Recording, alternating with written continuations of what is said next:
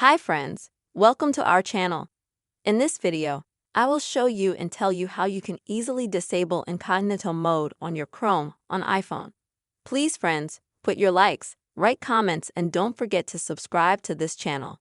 So let us get down to our topic.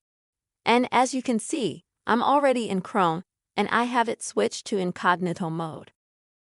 It's actually quite easy to disable this mode. To do this, you will need to click on this square sign with a number. This is how you minimize this window and go to some of Chrome's settings. So, as you can see, the top shows that I have incognito mode active right now. To go to the regular Chrome windows, not hidden, just drag